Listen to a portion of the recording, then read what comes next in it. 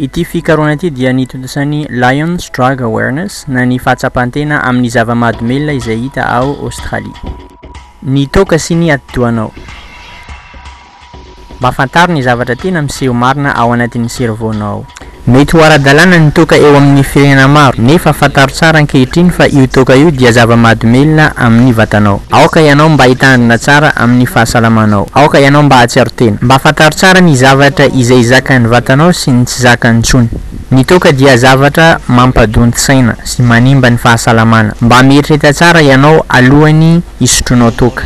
Ny vatanao dia fanananao ireriana. Ny anton'ity famelabelarana ity dia ny mba hampisehoananao sy ny mba azahoanao tsara ny mikasika ireo loza ateraka ny toaka ao anatin'ny servonao ao sy ny vokadratsy rehetra aterak'izany. Ny zavatra kendrenay amin'ny fampisehoana ity orinantsara ity dia ny mba atonganao ho tonga saina sy ahafantatra tsara ary ny mba hisafidinao iray amin'ireto zavatra manaraka reto: ny fanimbana ny vatanao sy ny fitsinjovana ny fahasalamanao. Ho anao ny safidy. Mba fantatrao ve ny olona iray salama tsara dia mandevona ny toaka ao anatin'ny vatany mandritra ny adiny iray raha misotro toaka 100 ml amin'ny divay izy, na koa labiera 5.7 sy 300 ml. Fantaro tsara fa tsy ny abetsahan'ny toaka laninao no resahana, fa ny abetsahan'ny toaka izay zakany vatanao io. Petsaka ny zavatra azo anombatombanina ny fatra zakany vatan'olombelona normal amin'izany. Voalohany, lehilahy sy ny vehivavy dia tsy mitovy ny fatra zakany vatandreo. Faharoa, ny taonanao. Fahatelo, ny halavanao. Fahaefatra, ny lanjanao. Fahadimy, ny fahasalamanao ankapobeny. Fahaenina, ny fisian'ny sakafo ao ankibonao. Fahafito, ny abetsahan'ny alkôla ao anatin'ny zavatra izay sotronao, ary ny farany dia ny fahazakana sy ny tsy vazakanao ny zava-mahadomelona. Ny taha mampiseho ny abetsahan'ny toaka ao amin'ny vatanao diso tafahoatra loatra no mahatonga ny fitrangan'ny loza aminao. Amin'ny ankapobeny,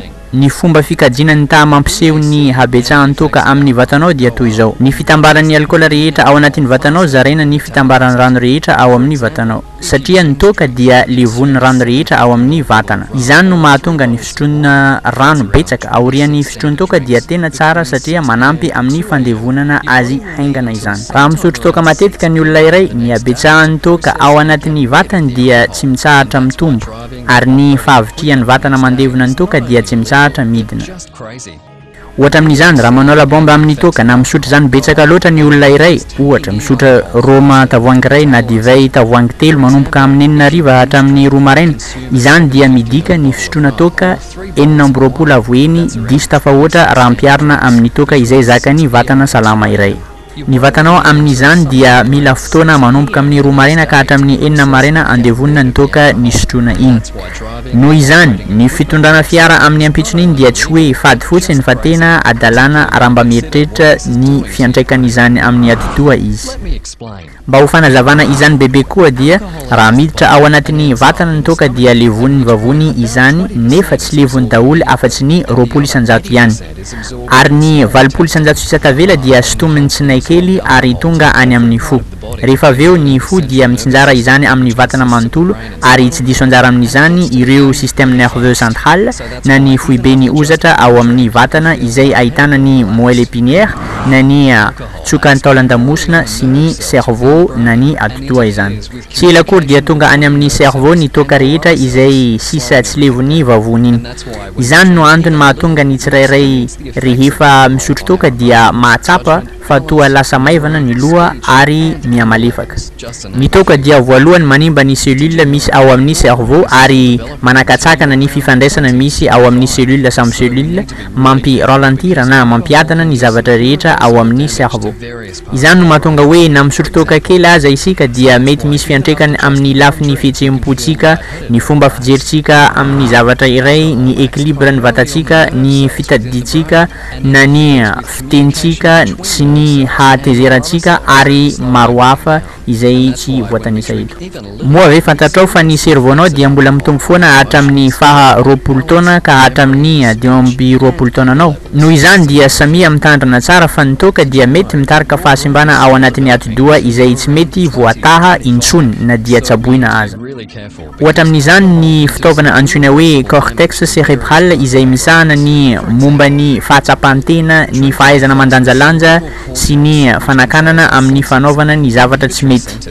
Izany no antony mahatonga ny olona mamo reny dia lasa be resaka, mahatoky tena, tsy miraharaha lalàna ara-piarahamonina ary miova fomba fijery amin'ny zavadrehetra. Noho izany ny toaka dia manakana isika mba handanjalanja tsara na heritreritra tsara. Fitaovana manaraka dia ny lobe frontal ny atoa, izay tompon'andraikitra amin'ny fandrindrana ny zavatra atao, ny fiforonan-kevitra, ny fandraisana fanapahan-kevitra ary ny fitazomana tena tsy hanaonao foana. Noho izany raha toaka tonga any amin'ny lobe frontal izay hita ao amin'ny cerveau ny toaka dia ho lasa sarotra aminao ny mitazona ny fihetsem-ponao sy ny mananatra ny vatanao, ary ianao dia mety ianao zavatra tsy ampiheverana ary mety miafara amin'ny fikapohan'olona na famonoana azy aza. Tianao ve ny zavatra rehetrarehetra izany? Ny fitaovana manaraka dia ny cervelet. Izany dia tompon'andraikitra amin'ny fandaharana, fieritreretana ary ny fahatsapantena. Noho izany averina indray fa raha toaka tonga ao amin'ity toerana ity ny toaka dia hitondra vokadratsy aminao izany. Izany no mahatonga ny olona avy nisotro toaka dia tsy de mahazaka tena loatra ary midorodorona ary miafara amin'ny fianjerana izany. Ny fitaovana manaraka dia ny hippocampe izay tompon'andraikitra amin'ny fitadidian-javatra. Noho izany raha toaka tonga ato amin'ity toerana ity ny toaka dia iseho aminao ny tsy fitadidian-javatra ary mety miaratsy zany hatramin'ny fitsaharany mihitsy amin'ny fanangonana tadidy ho anao. Mety tsy tadidinao daholo ny zavatra rehetra vitanao tamin'ny alina. Raha toaka simba mihitsy io hippocampe io dia lasa sarotra aminao ny mianatra zavatra iray ary mety tsy hatadidy zavatra intsony ianao amin'ny manaraka. Ny hypothalamus dia anisan'ny fitaovana kely indrindra ao amin'ny cerveau ao ary izy dia tompon'andraikitra amin'ny fitadidiana ny zavatra atao matetika. Rehefa avy nisotro toaka ny olona iray, ny pression artérielle na ny fihenjanany vai mitondra rà, ny hanonana, ny fangetahetana, ny fahazotoana te-hamany dia mitombo betsaka. Amin'izany fotoana izany ny température-ny vatana sy ny fitepon'ny fo dia tsy mitsahatra mihena. Ny fitaovana manaraka dia ny médule na ny tsoka izay hita ao anatin'ny taolana. Izy dia tompon'andraikitra amin'ny fihetsika automatique izay tantrahan'ny vatana, ohatra ny fitepon'ny fo. Izy koa dia tompon'andraikitra amin'ny fitazomana ny température-nao ho antonony foana satria ny toaka dia mampangatsiaka ny vatana. Noho izany ny fisotroantoaka mandritra ny vanim-potoana mangatsiaka ireny dia mitarika ny température-ny vatanao hilatsaka ambanin'ny antonony. Izany no antsoina hoe l'hypothermie. Ny vatanao dia ho anao irery ihany. Mba fantaro tsara ny zavatra tena miseho marina ao anatiny ao. Ny toaka dia manimba ny cerveau eo andala ampitomboana. Ny toaka dia mety hanimba tanteraka ny atoanao. Ny faharetan'ny fahasalaman'ny cerveau-nao dia miankina amin'ny safidy izay ataonao androany.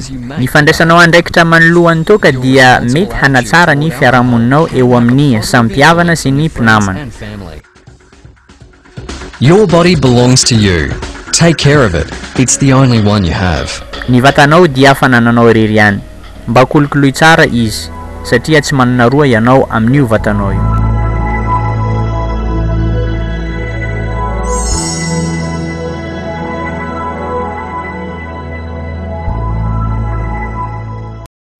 Me, a look inside, for their in-kind contribution to a portion of the script research, development, creative processes and production of this presentation.